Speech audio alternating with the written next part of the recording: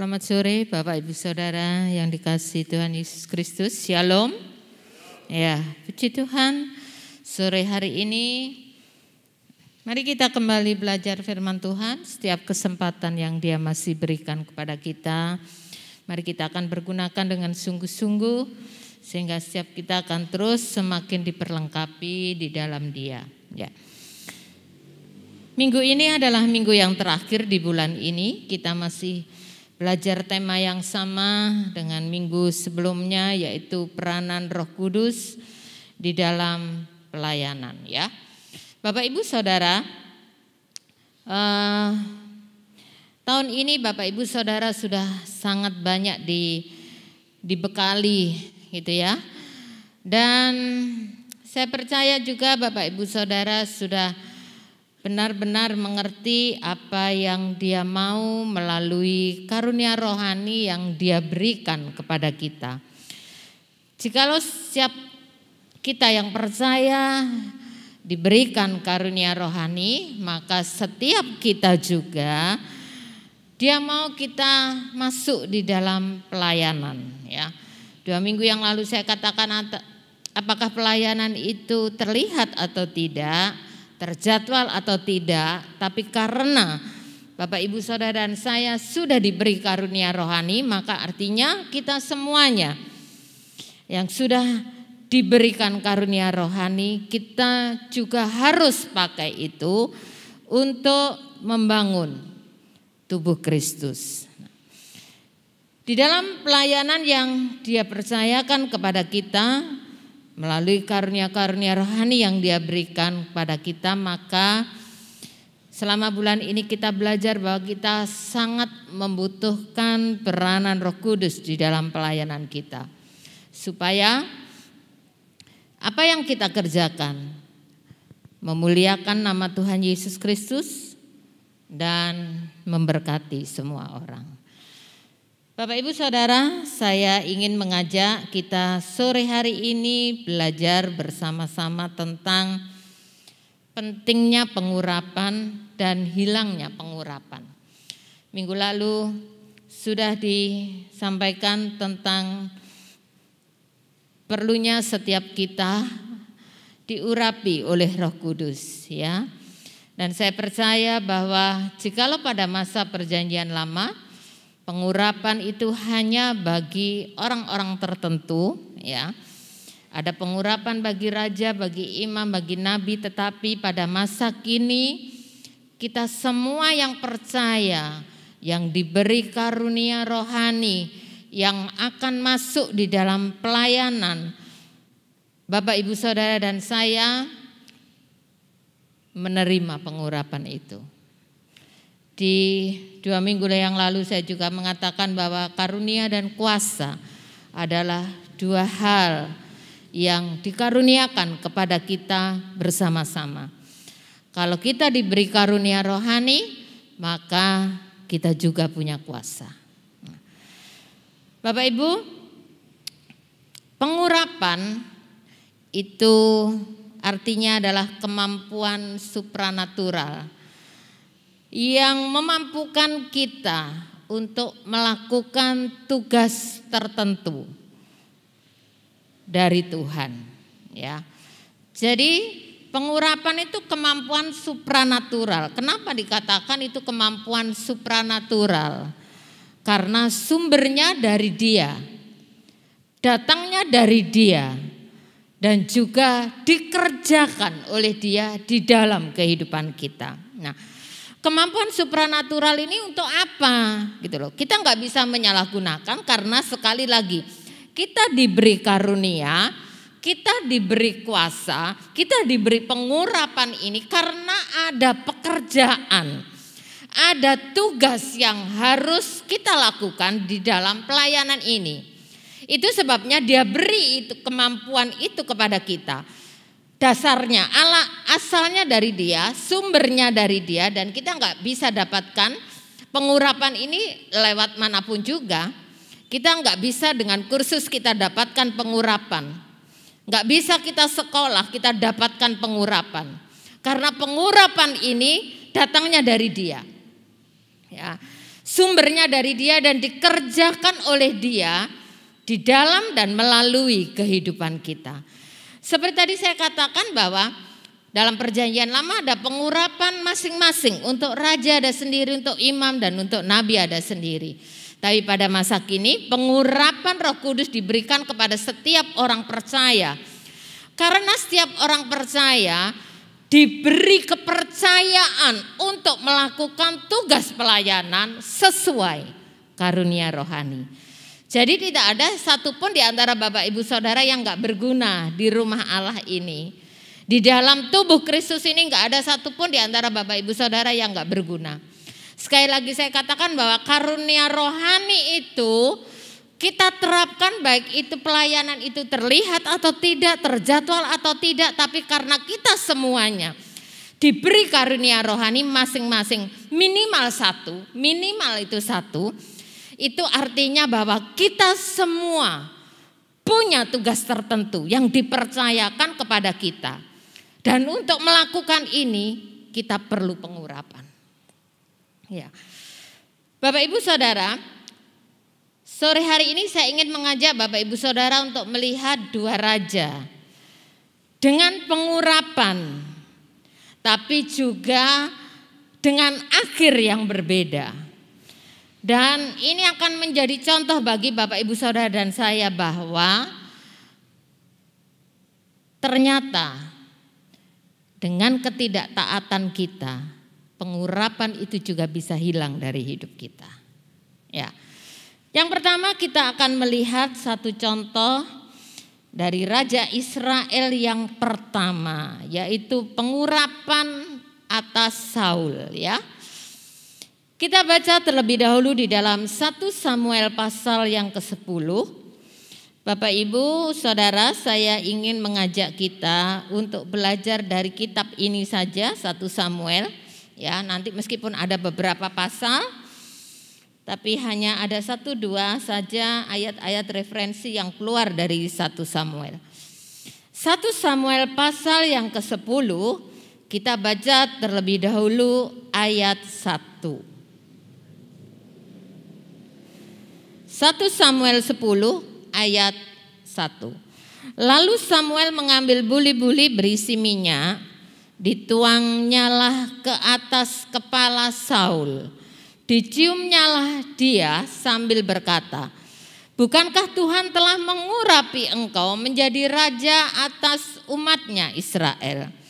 Engkau akan memegang tampuk pemerintahan atas umat Tuhan, dan engkau akan menyelamatkannya dari tangan musuh-musuh di sekitarnya. Inilah tandanya bagimu bahwa Tuhan telah mengurapi engkau menjadi raja atas miliknya sendiri." Pengurapan ini yang dia terima, yang Saul terima melalui Samuel, ini sudah jelas di ayat yang kita baca, ada tugas khusus yang dipercayakan oleh Tuhan kepada Saul. Dikatakan engkau akan menjadi raja atas umatku Israel, dan kemudian tugas yang lain menyelamatkan umatku dari musuh-musuh di sekitarnya. Itu sebabnya karena tugas ini dia terima pengurapan itu. Nah, coba kita akan lihat ayat 6 di pasal yang sama, ayat 6. Ketika dia menerima pengurapan itu, ya, ayat 6 dan 7 mengatakan demikian. Maka Roh Tuhan akan berkuasa atasmu. Engkau akan kepenuhan bersama-sama dengan mereka dan berubah menjadi manusia lain. Apabila tanda-tanda ini terjadi kepadamu, lakukanlah apa saja yang didapat oleh tanganmu, sebab Allah menyertai engkau. Nah, akibat pengurapan ini tugasnya sudah disebutkan tadi di ayat 1, ya, menjadi raja Israel dan akan menyelamatkan Israel dari musuh-musuh di sekitarnya. Nah, akibat dari pengurapan itu dijelaskan di ayat 7 bahwa apapun yang dikerjakan oleh Saul, Allah akan menyertai dia. Itu artinya bahwa ketika dia menghadapi musuh-musuhnya, maka kemenangan itu menjadi bagian dia dan bangsa Israel. Nah, memang benar demikian. Kalau kita melihat di pasal-pasal berikutnya, ketika dia menghadapi peperangan, maka kemenangan itu ada pada dia. Nah, ini bukan karena, tentu saja bukan karena keahlian, kepiawaian Raja Saul, bukan karena dia memiliki tinggi badan yang jauh di atas rata-rata dari kebanyakan orang Israel, ya. Tapi karena Roh Allah, karena Allah mengurapi dia, itu adalah kunci kemenangannya. Itu adalah kunci keberhasilannya. Tetapi kalau kita melihat kemudian beberapa pasal di depan, maka kita akan melihat bahwa yang dia mau, yang Allah mau itu adalah pengurapan yang diberikan kepada setiap orang, kepada orang-orang tertentu pada masa perjanjian lama. Kalau kita baca sekarang Saul dan juga di masa kini kepada kita, maka pengurapan itu harus diikuti dengan ketaatan. Ya, coba kita melihat di pasal 13. Di kitab yang sama di pasal 13 kita baca ayat yang ke-13, ya.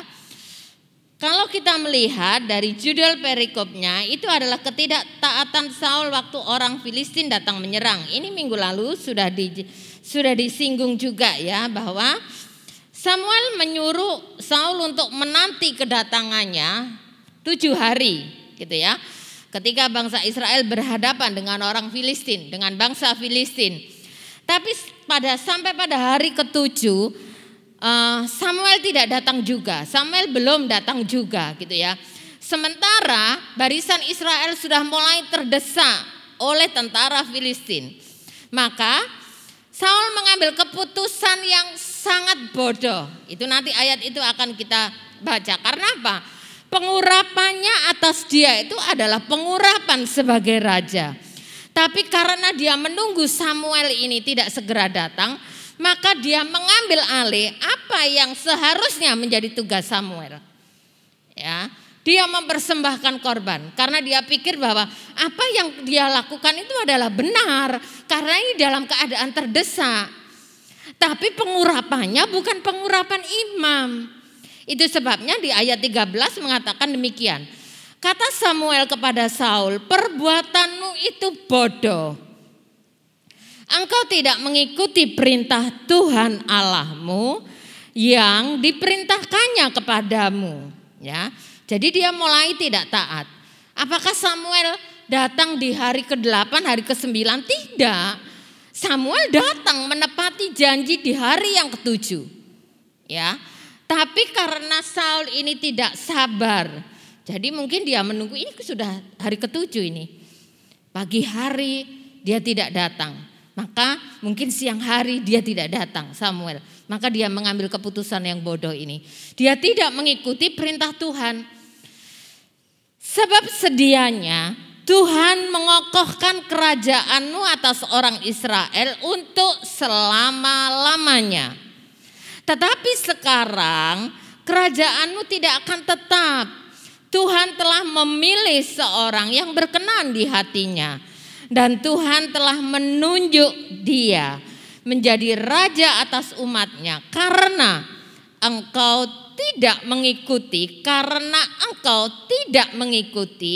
apa yang diperintahkan Tuhan kepadamu. Amin. Di 2 ayat ini disebutkan di kedua ayat ini. Tadi ayat 13 mengatakan engkau tidak mengikuti perintah Tuhan Allahmu yang diperintahkannya kepadamu. 14 mengatakan engkau tidak mengikuti apa yang diperintahkan Tuhan kepadamu. Jadi di sini kita melihat bahwa ternyata memang di sini belum kelihatan gitu ya akibat dari ketidaktaatannya, meskipun sudah tampak sedikit di sini bahwa ayat 14 mengatakan sedianya Allah mengokohkan kerajaanmu, tapi sekarang enggak lagi. Dia sudah memilih seseorang. Tapi itu pun kalau kita melihat, coba kita lihat di pasal 15 ayat 1 ya. Pasal 15 ayat 1. Berkatalah Samuel kepada Saul, aku telah diutus oleh Tuhan untuk mengurapi engkau menjadi raja atas Israel, umatnya. Oleh sebab itu dengarkanlah bunyi firman Tuhan. Ini dua hal yang gak bisa dipisahkan. Pengurapan dan ketaatan. Samuel mengatakan, aku telah diutus Tuhan mengurapi engkau. Sekarang bagianmu mendengarkan firman Tuhan. Kalau di dalam terjemahan firman Allah yang hidup, ayat itu mengatakan demikian. Aku telah mengurapi engkau sebagai Raja Israel atas perintah Tuhan. Karena itu engkau harus taat kepadanya. Jadi dari sini kita mengetahui bahwa sesungguhnya di dalam pengurapan perlu juga ketaatan. Bahkan kalau di 2 minggu saya katakan, tadi sudah saya singgung, karunia dan kuasa itu adalah 2 hal yang dikaruniakan dan bekerja bersama-sama. Ketika karunia itu diberikan, kuasa itu diberikan. Nah sekarang kita melihat ada 2 hal yang gak bisa dipisahkan. Pengurapan dan ketaatan. Kalau kita ingin pengurapan itu tetap tinggal di dalam hidup kita, maka kita perlu ketaatan. Seperti Samuel tadi mengatakan, karena engkau sudah diurapi, sekarang bagianmu adalah dengar firman Tuhan. Nah, ketika Saul mulai tidak taat, yang pertama tadi yang kita baca di pasal 13 ya. Tapi sekarang dipertegas lagi di ayat 15 ini lebih lagi. Karena kalau Bapak Ibu Saudara nanti bisa baca di rumah di pasal 15 ini adalah Tuhan ingin membalaskan apa yang sudah dilakukan oleh orang Amalek, bangsa Amalek kepada orang Israel. Dia ingin membalaskan melalui Saul dan tentara Israel. Jangan ada satupun di antara mereka yang kau biarkan luput. Semuanya, manusia dan hewan, semuanya tanpa terkecuali. Gak ada satupun yang boleh ditawan, yang boleh ditahan, yang boleh dipertahankan. Gak ada satupun dengan alasan apapun, semuanya harus ditumpas. Itu perintahnya Tuhan. Sekali lagi, ayat 1 Bapak Ibu Saudara dan saya boleh pegang. Kalau kita sudah diberi karunia rohani, kita diurapi, bagian kita taat kepada Dia. Nah, ketika Saul lebih mendengarkan suara rakyat daripada menuruti Tuhan, gitu ya. Dan ketika Samuel datang, Saul mencoba menyembunyikan, ya. Dia bangga dengan kemenangan loh, dia mengalami kemenangan waktu itu, bukan kekalahan, kemenangan. Hanya saja dia tidak 100% taat. Karena apa? Hewan-hewan yang tambun ditahan, tidak ditumpas. Raja dari Amalek juga ditawan oleh dia, tidak dibinasakan. Tidak bisa Saul menyembunyikan karena sebelum Samuel datang Tuhan sudah memberitahukan terlebih dahulu kepada Samuel.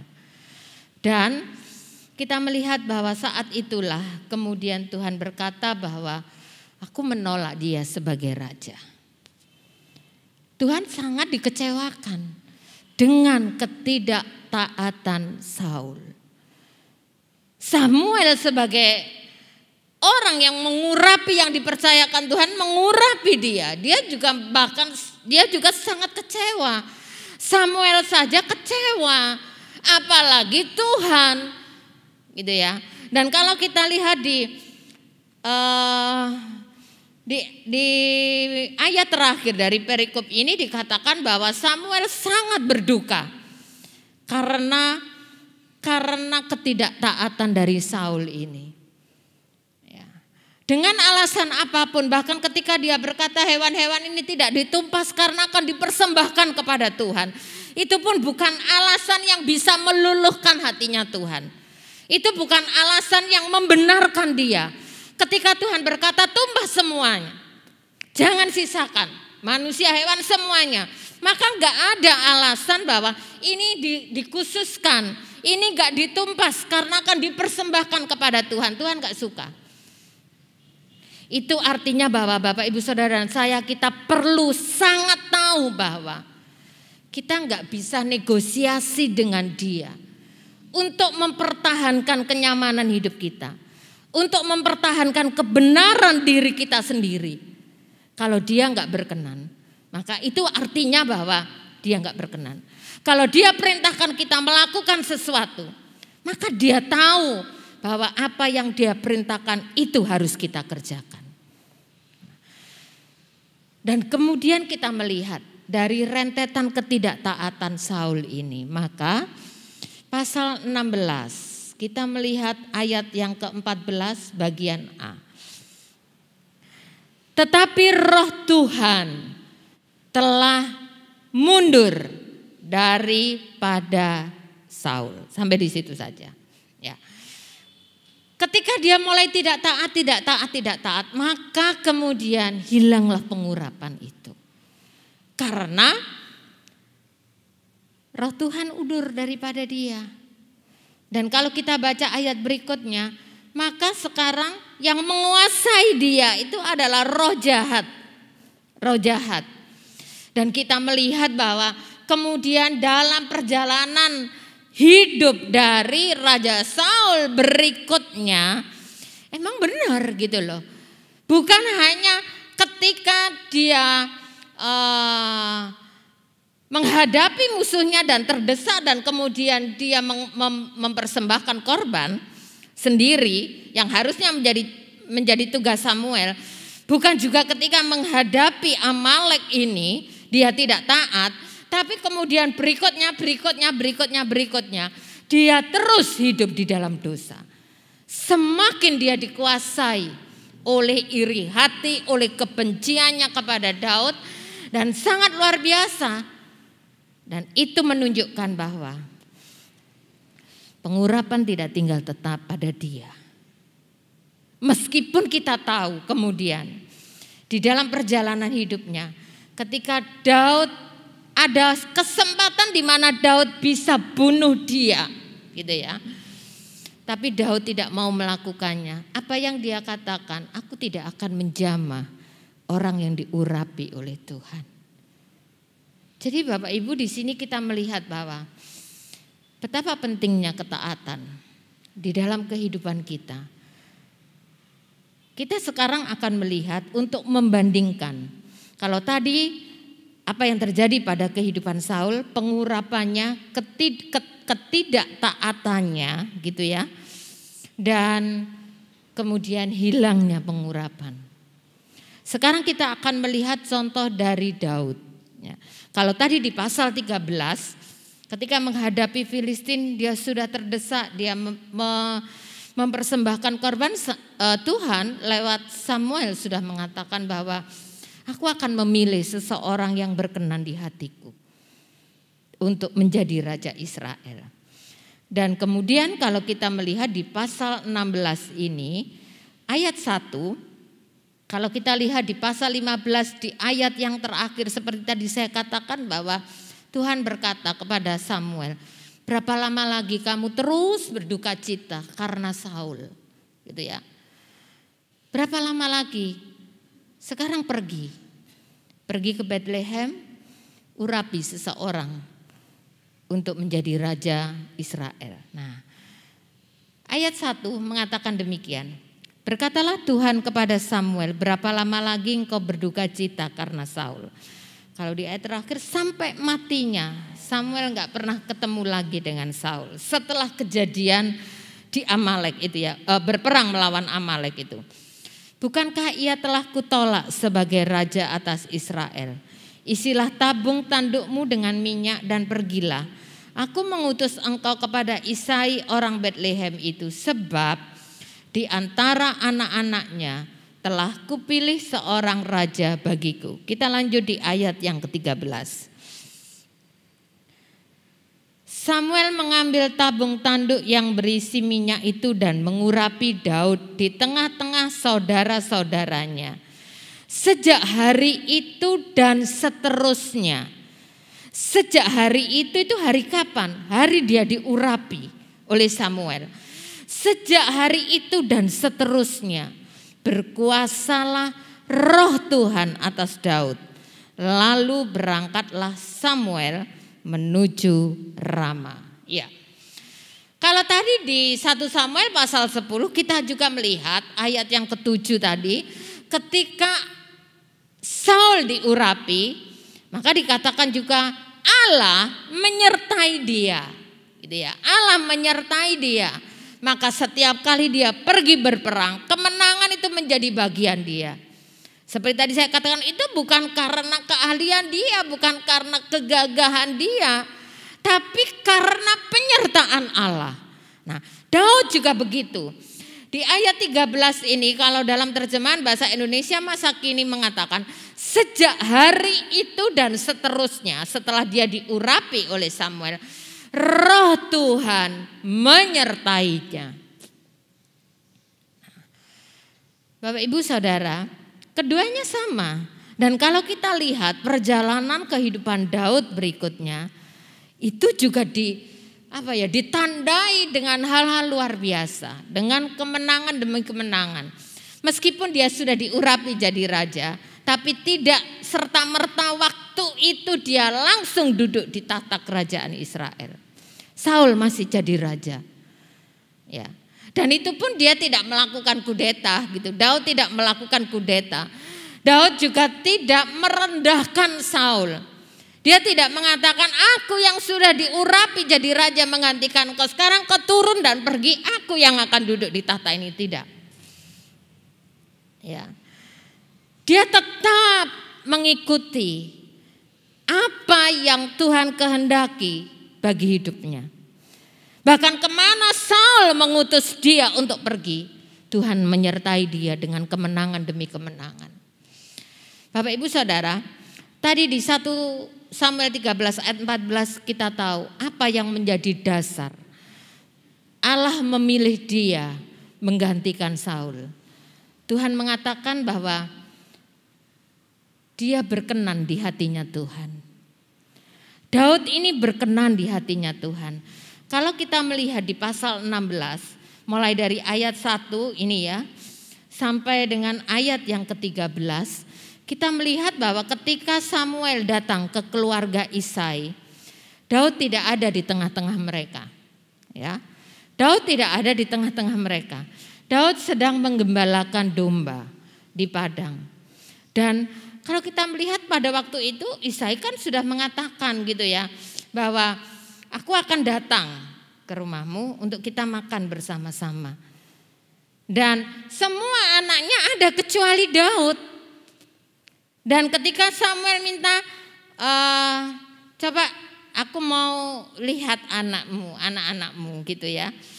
Yang nomor 1 lewat, yang nomor 2 lewat, yang nomor 3 lewat, semuanya cocok sebetulnya untuk jadi raja. Dengan tampilan mereka yang gagah, yang tinggi, dengan perawakan yang tinggi.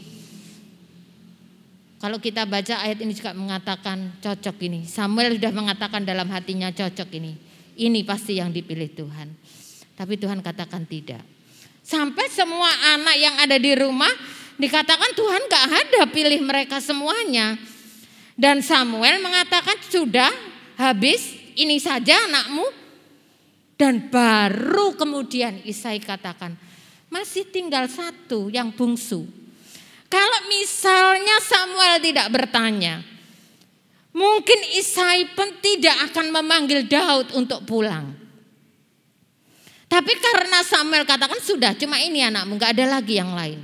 Maka baru dia ingat bahwa ada anakku yang bungsu, yang sedang di padang menggembalakan domba. Samuel katakan panggil dia. Kalau dia tidak datang kita gak akan duduk makan. Kalau kita lihat bahkan Daud ini rasanya sangat tidak diperhitungkan gitu ya. Sangat tidak diperhitungkan. Dari tampilannya mungkin gak cocok dia jadi raja. Tapi ketika ayat 13 tadi yang kita baca, ketika Daud datang, maka Tuhan berkata, bangkit, urapi dia. Dari sisi mana dilihat? Dari perawakan gak cocok jadi raja, enggak, ya. Usianya pun masih sangat muda. Apa dia memungkinkan dia ini jadi raja Israel? Tapi karena Tuhan berkata bangkitlah, urapilah dia, Samuel menurut. Dia tidak diperhitungkan. Tapi ternyata Tuhan memperhitungkan dia. Kenapa? Dia punya hati raja. Dia tahu hati Allah itu seperti apa. Itu sebabnya di 1 Samuel 13 ada ayat referensi dalam Kisah Para Rasul 13, ayat yang sama mengatakan bahwa karena dia berkenan di hati Tuhan. Karena Daud berkenan di hati Tuhan. Karena dia dapat mengerti, mengenal hati dari Allah. Itu yang membuat Allah memilih dia dan mengurapi dia menjadi raja. Tapi kita ingat bahwa pengurapan yang diterima oleh Daud, maka kita melihat bahwa di dalam perjalanan hidupnya berbeda dengan Saul. Berbeda dengan Saul. Kalau dalam kejadian, dalam peristiwa Amalek, ketika Samuel benar-benar sudah mengatakan, sudah sangat kecewa, Samuel mengatakan, aku tidak mau lagi bersama-sama dengan engkau. Karena engkau tidak mendengarkan, karena engkau tidak taat kepada firman Tuhan. Saul ini masih gondeli, masih memegang jubah dari Samuel. Dia masih berkata bahwa jangan pergi, gitu ya. Tunjukkanlah hormatmu kepadaku di depan rakyat. Itu artinya bahwa sesungguhnya apa yang kita lihat dari pribadi Saul. Kalau mungkin kita bayangkan firman Tuhan yang mengatakan ya, dia punya perawakan yang jauh di atas rata-rata orang Israel. Pasti dia gagah, ganteng, waduh luar biasa. Tapi ternyata hatinya dia tidak dapat menyelami hati Allah. Dia tidak punya hati yang taat. Tapi Daud tidak. Pengurapan itu justru membuat dia bukan seperti Saul, tapi dia punya kerendahan hati. Pengurapan itu membuat dia sanggup melewati kesulitan, mengikuti proses Tuhan yang diizinkan terjadi di dalam kehidupannya. Bapak Ibu Saudara, coba bisa membayangkan bagaimana posisi Daud saat itu gitu ya. Dia sudah diurapi jadi raja, tapi dia tidak duduk di atas tahta. Bahkan dia masih menjadi hambanya Saul. Belum lagi kemudian peristiwa-peristiwa berikutnya di mana dia terus dikejar-kejar oleh Saul karena iri hati dan kebencian Saul. Tidak ada tempat di mana dia boleh dengan tenang berdiam diri. Dia raja, sudah diurapi oleh raja. Apakah Allah tidak bela dia? Sangat membela. Tapi dia rela melewati proses itu, rela. Itulah yang menunjukkan kekuatannya ada di mana? Ada di dalam pengurapan. Dia tahan melewati semua hal yang terjadi dalam hidupnya. Harusnya Bapak Ibu Saudara dan saya juga demikian. Kita menerima karunia, kita diberi pengurapan. Sanggup enggak kita melewati setiap proses di dalam hidup kita? Kalau kita enggak mampu melewati ini, itu nanti jadinya akan seperti Saul. Di mana kita akan lebih memilih untuk tidak taat karena apa? Kalau Saul tidak taat, dia katakan bahwa dia mendengarkan suara rakyat. Dia tidak ingin mengecewakan rakyatnya. Tapi pada satu sisi dia sangat mengecewakan Tuhan. Tapi Daud tidak. Dia rela melewati setiap proses kehidupannya, sekalipun saya tahu. Pasti Bapak Ibu Saudara kalau membaca kisah Daud. itu menjadi sesuatu yang sangat menyesakkan. Waktu-waktu di dalam hidupnya ada di dalam pengejaran Saul. Dan ketika ada kesempatan, kalau kita diberi kesempatan seperti Daud yang sudah jelas-jelas di depan mata Saul, ini kesempatan dia untuk dapat bunuh Saul. Abisai sudah mengatakan gini, panglima tentaranya sudah katakan begini, dia ada di depanmu sekarang, dia nggak tahu engkau ada di belakangnya. Ini kesempatan yang Tuhan berikan, bunuh dia. Tapi Daud katakan tidak, aku tidak akan menjamah orang yang diurapi oleh Tuhan. Dan kisah-kisah kejadian-kejadian yang sangat luar biasa. Di dalam tekanan, di dalam penderitaan, di dalam pelariannya, dalam keadaan-keadaan yang sangat tidak menguntungkan. Satu yang sangat luar biasa, dia sanggup melepaskan pengampunan yang luar biasa. Bukan hanya kepada Saul loh. Secara khusus saya pernah berbicara ini di beberapa waktu yang lalu. Dia pernah dihadapkan dengan seseorang yang bernama Simei, yang mengata-ngatai dia dengan sangat jahat. Ya, kalau tidak salah Yoab ya mengatakan, saya akan menyeberang, saya akan bunuh dia. Itu bukan hal yang sulit gitu loh ya. Tapi Daud katakan tidak. Dan ketika kemudian Daud masuk ke Yerusalem rasanya, Simei ini menjadi orang pertama yang kemudian menyongsong dia. Yoab masih dendam, padahal bukan dia gitu ya. Bukan dia yang dikata-katai oleh Simei, tapi Daud. Tapi Daud katakan, panglima tentaranya mengatakan, hari ini kalau Tuanku katakan aku harus bunuh dia, aku akan bunuh dia. Tapi Daud berkatakan tidak boleh ada darah yang tertumpah sekarang. Apa artinya? Lepaskan pengampunan. Bapak Ibu Saudara, apa perbedaan Saul dan Daud? Ketidaktaatan Saul membuat dia kehilangan urapan. Dan dia tidak pernah menunjukkan pertobatan yang sungguh-sungguh. Meskipun di dalam 1 Samuel 15 tadi ketika dia menghadapi Amalek, dia katakan aku bersalah, aku sudah berdosa kepada Tuhan. Itu dia katakan kepada Samuel. Tapi kemudian tidak diikuti dengan tindakan pertobatan yang sungguh-sungguh. Karena kemudian dalam perjalanan hidupnya kemudian, kan kita tahu bahwa dia dikuasai iri hati, dia dikuasai kebencian yang sangat dalam kepada Daud. Daud tidak melakukan kesalahan apapun. Satu kali ada kesempatan Daud untuk dapat bunuh dia. Saul berkata bahwa engkau tidak bersalah anakku, engkau benar. Tapi setelah itu dia tetap melakukan hal yang sama. Dan ketika pada satu kali dalam keadaan terdesak melawan Filistin, dia tidak cari Tuhan. Tapi dia suruh seseorang untuk mencari seorang pelihat, untuk mencari seorang dukun, untuk dia dapat keluar dari kesesakan, dari keadaan yang terdesak. Apakah Daud tidak pernah jatuh di dalam ketidaktaatan? Pernah.